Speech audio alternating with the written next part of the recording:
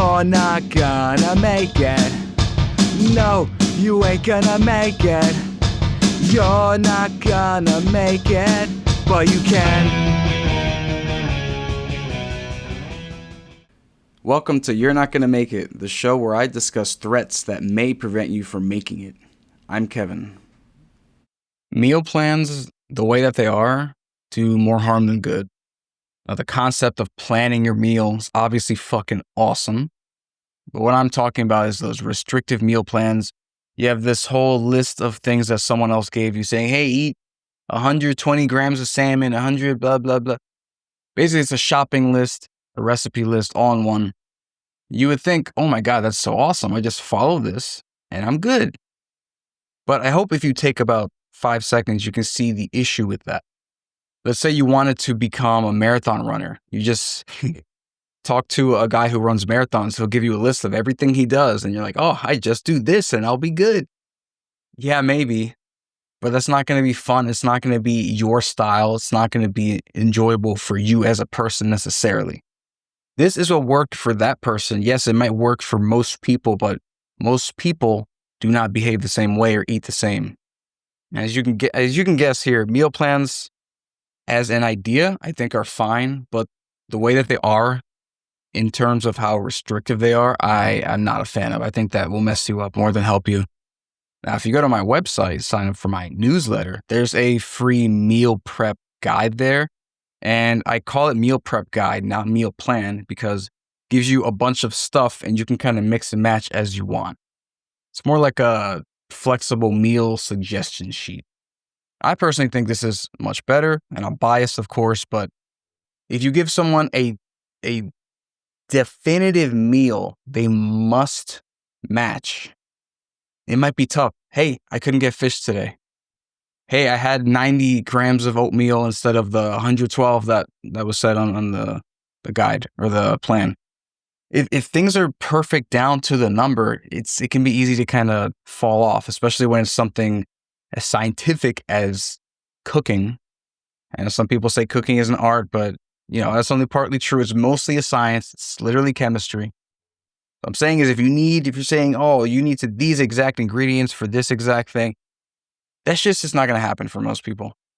It is way too rigid. And yes, some meal plans, they have options and blah, blah, blah. Those can be much better, of course. But if you give someone a list of saying, hey, you want to lose weight, gain weight, muscle, whatever, follow this exact thing. Buy these exact foods. Cook in this exact way with these exact portions. That's fucked up. Now, I'll admit, for some people, they eat like complete dog shit. And if they can follow the instructions, this can be a humongous help for them. But most people are not like that. They're used to eating however they eat. And they see this list and they're like, oh, this is homework. Are you kidding me? And they're just not going to follow it perfectly anyway. So what's the point of that granular detail if it's not going to be followed? That defeats the purpose of the plan, depending how rigid it is. To me, hopping on a meal plan is almost the exact same thing as hopping on a diet, usually a fad diet. And by that, I mean, you're taking a person who has this life, who has this preference, who has this background with food, whatever it is. You're saying, hey, fuck all that. Look at this list of stuff that I say is good, even though you can accomplish a lot of good stuff in terms of health and weight loss with a bunch of different options. Here's what you need to do. And they look at it and they're like, I don't fucking like pork chops. I guess I'm fucked. If a person who has a perfectionist problem gets a meal plan, they're either going to follow it to the T and it could be cool, or they're going to be like, I can't do this part. So you know what? I'm just not going to follow it, which is fine. They can adjust as they want, but it's not going to follow the plan. It's not going to get the results that they wanted because you're not following the exact plan. By the way, have you ever looked at most meal plans? It's all basically the same shit. I mean, that is to say a lot of the stuff on meal plans is what's good for most people, but it's kind of all the same shit. Oh, here, have a chicken breast, have a cup of broccoli, have some oatmeal in the morning with a little bit of granola and honey. And later in the day, have some whole wheat bread with organic peanut butter, a side of salmon. Like, it's the same shit every time. Except they attach numbers to them and you have to weigh all that shit out, which is annoying for a person who is just hopping on a meal plan. Now, I personally think weighing stuff out is fucking great. Tracking food is fucking awesome. That's how you prepare yourself to actually accomplish your goal. You keep track of things.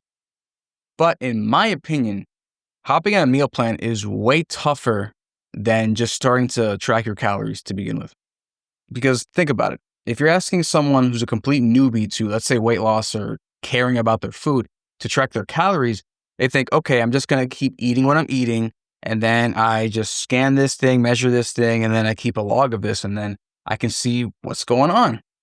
Cool. And then they can make adjustments based on that. Because they're like, oh my God, the way I eat, I'm going to gain 2 pounds per month.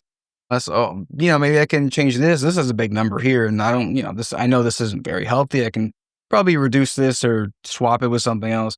It basically lets people learn what about their diets, what their current eating patterns is doing for them in terms of their goal, whether it's pushing them towards their goal or pushing them away.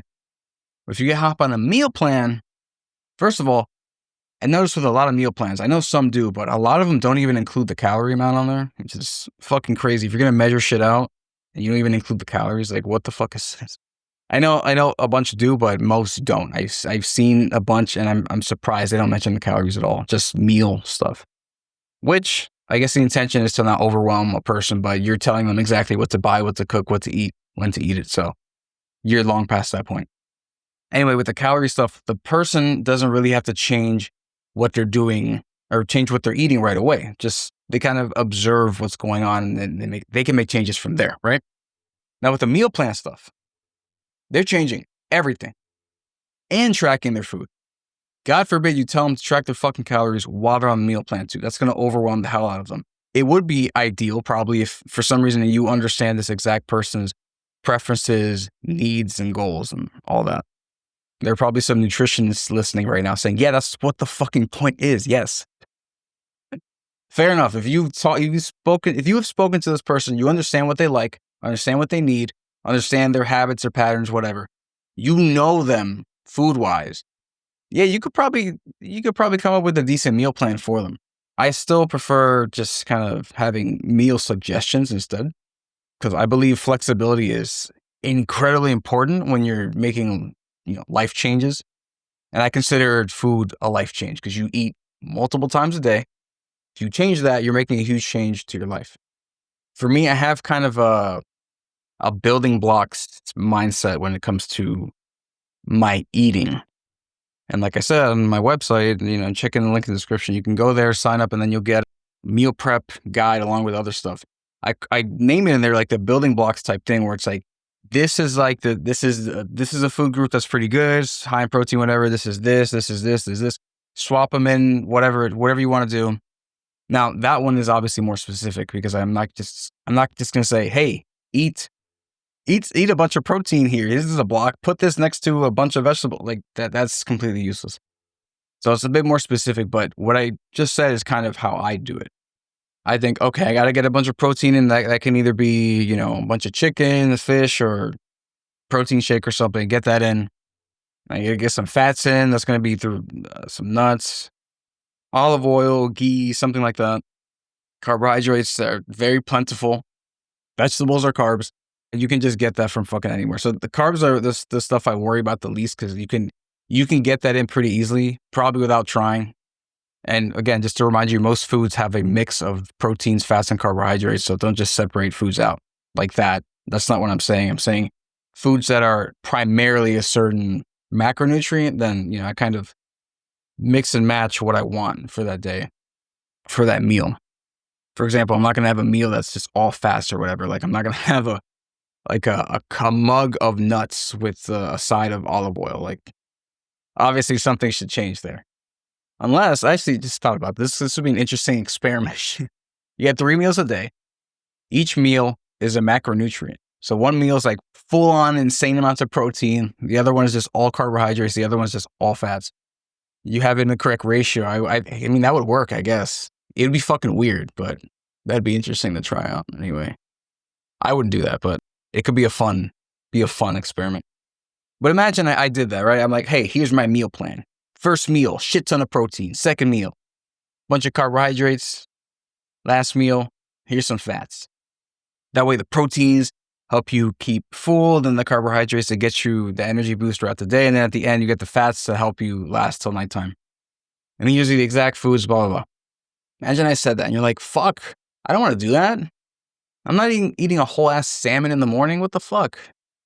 I mean, I would, but a lot of people, they have the whole, breakfast is for breakfast foods. So, and again, it's a preference thing. So it wouldn't work for everyone. That's why I'm not really a fan of the meal prep stuff. I've been going way off fucking format for this episode. I'm just complaining about meal plan stuff.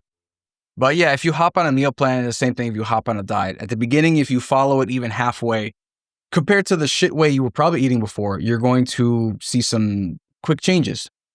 A lot of those changes, however, will be due to water weight. You lose maybe a bit of muscle or because of the carbohydrates you're not consuming. Again, that comes into the water weight part as well. And the hunger aspect is going to be changed up depending on the ratio of stuff you're eating, blah, blah, blah.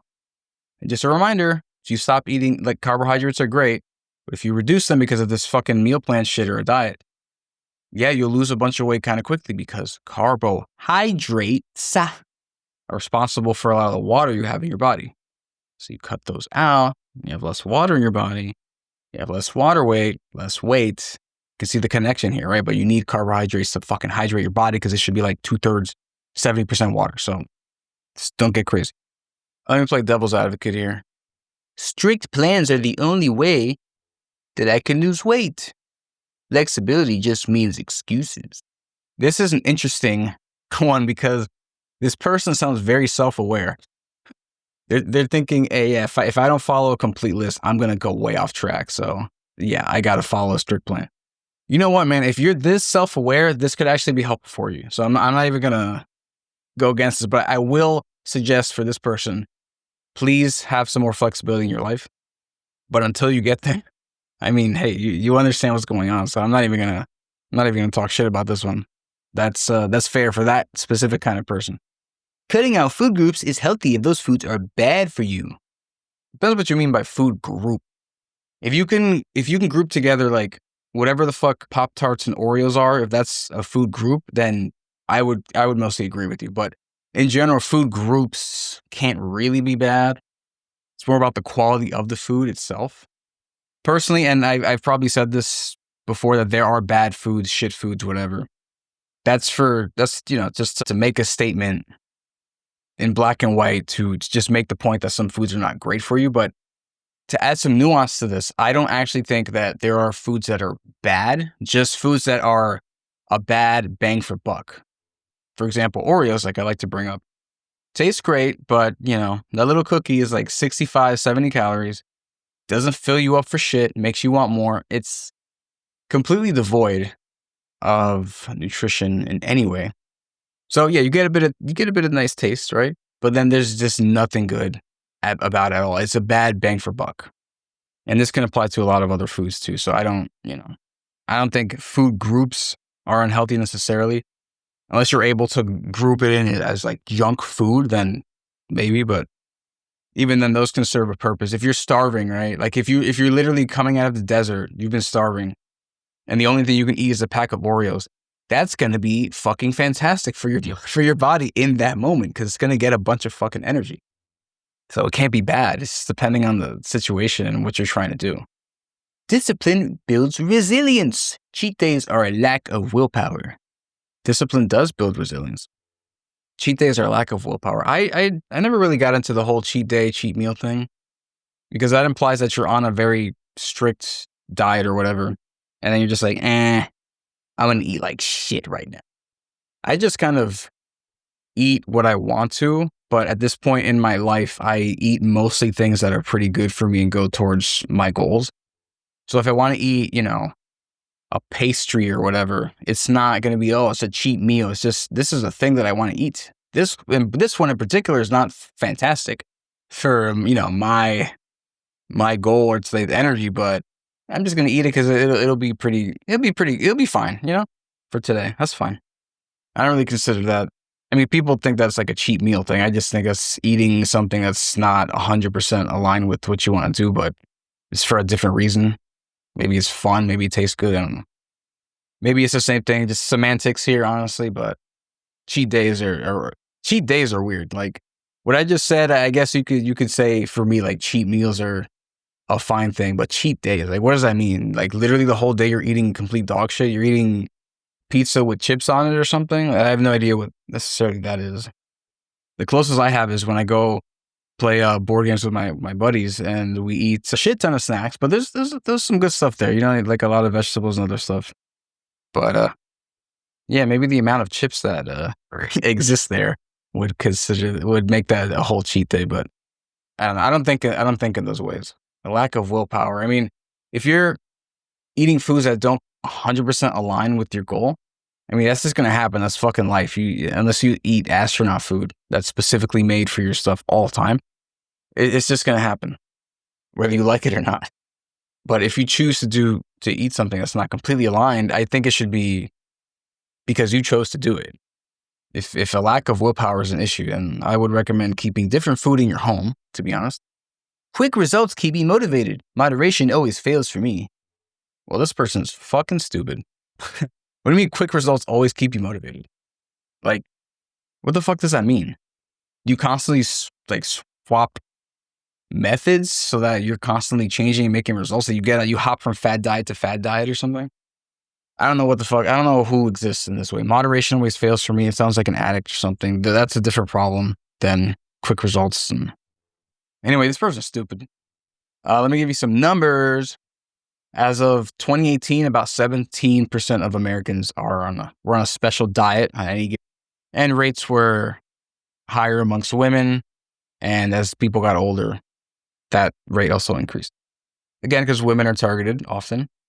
And increase with age, I guess people are getting more desperate with age, or they're being told, hey, you're old, you can't do shit now. You must follow this exact plan. I don't know. This one's interesting. In one study, up to 85% of women with restrictive eating, like these kinds of meal plans, developed osteopenia or osteoporosis, which are bone loss and fracture risk. So basically your bones become weak and brittle. Probably because in those meal plans, they were restricting things that would help with bone growth. This stat is super interesting to me. Adults who followed an 8-hour eating window, time-restricted eating, had a 91% higher risk of cardiovascular death compared to typical 12 to 6-hour eaters, according to a recent American Heart Association analysis of 20,000 people. So this is implying that intermittent fasting is not good. Now I was just going to make a guess, but I decided to look into this article more because it's crazy. And it turns out that my guess was kind of right. But basically, a lot of the reasons for this were for things outside of just literally the time eating. Like whether they ate in 8 hours or 16 hours, it was for other kind of reasons outside of the actual food timing. For example, some people were squeezing their food in so they didn't get enough nutrients. Some people who would partake in something like this are already kind of stressed to begin with, or open to stressing themselves out more. And just the physical stress of rapidly intaking calories in a short burst could stress the cardiovascular system, whatever. Basically, the people who died from this are fucked up, and they have other problems because the actual time that you're eating is not great. But this kind of relates to what I was saying. If you are going about it in this way, in a restrictive way, there are going to be other issues associated with it that are not necessarily tied to the food. Because if you follow the food plan exactly as it is, and you're a robot, it can work out pretty fine. But we're humans and things need to change and adjust and all this kind of stuff. Which means following a set directive can have negative side effects because we're not necessarily built to follow programming in that way. Time-restricted eating is totally fine, by the way, if you're not stupid. I remember when I was in college, when I was losing my 100 pounds, I think I was in my second half of this, like the last 50 pounds. I believe I was eating between like 1 p.m. and 4 p.m. So about a 3, sometimes a 4-hour eating window. I would basically wake up late because I was a fucking college student, head to the gym, exercise, go back home. It would be, noon or 1 p.m. Then I would basically eat for 3 hours and then I'd be done. What I mean is I wouldn't be eating for the straight 3 hours, but just like in that period, I'd be like, oh yeah, I want some more. I want some more food. I'm getting this, blah, blah, blah. And then after that, I'd be like, well, I'm done. And it was fun. Anyway, that put me on a tangent here. Yeah, this. Yeah, it's fucking. It's fad diet shit. It's the same thing. Meal plans. It's just, I guess, not a fad. It's just some diet that you get on from someone else, though. Someone else's opinion, someone else's preferences. Blah blah blah. Even if it's science backed, doesn't matter if you don't follow it. We know all the science for fucking weight loss and fitness, but everyone's fat and weak. So the science doesn't matter. It's about what actually works with your life. That's the thing most people don't understand. We have all fucking knowledge in the world in our pockets. You can ask AI, make me a meal plan. I want to do this, make me a meal plan. Are you going to follow it? Probably the fuck not. Let's be real. What would be way better is for you to understand what it means to actually lose weight, gain weight, whatever you're trying to do. Make some observations about what you already do, and then make changes here and there to make it more likely that you will actually head towards your goal. So just fuck the meal plan shit. Definitely check out my meal prep guide though. I love mixing and matching. For me, I'm a person who, if you give me all the freedom in the world, I'm just gonna not do anything. That's why I never got into like Minecraft or whatever, because it's like, hey, you can do anything. I'm like, okay, I'm gonna build a hill, I guess. I don't know. Give me full creative control. I don't know what the fuck to do. You give me an exact list, like a script. I'm like, well, I'm not a fan of this specific part. I wish I could change it, but this sucks. Not a fan of that either.